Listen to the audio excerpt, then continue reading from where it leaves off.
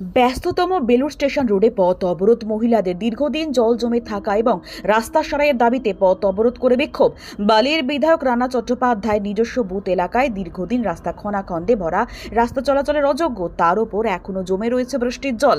বেহাল রাস্তা সারাই ও নিকাশি ব্যবস্থা উন্নতি দাবিতে সকাল থেকেই পথ অবরোধে সামিল হয়েছেন স্থানীয়রা। তারা জানান, বারংবার প্রশাসনের দ্বারস্থ হয়েও কোনো লাভ হয়নি। বালি পুরসভার কোনো আধিকারিকরা এখনো পর্যন্ত এই সমস্যার সমাধানে এগিয়ে আসেননি। তাই স্থানীয় মহিলারা রাস্তা অবরোধ করেন। বৃষ্টি কমে গেলেও এখনো বাড়ির ভেতরে জল জমে রয়েছে।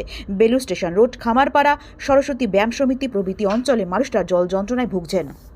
30 দিন ধরে জল হয়ে আছে, আমাদের ঘরের সামনে ভর্তি সব ঢুকছে, একটা কোনোদিন ব্লিচিং পাউডার পর্যন্ত এসে দেয় না। নানটুদা এখন, আমি নাম ধরে বলছি, নানটুদাকে এখন ফোন করা হচ্ছে, নানটুদা বলছে জল নেই। আমি দেখে এসেছি, উনি কিভাবে দেখে এসেছে।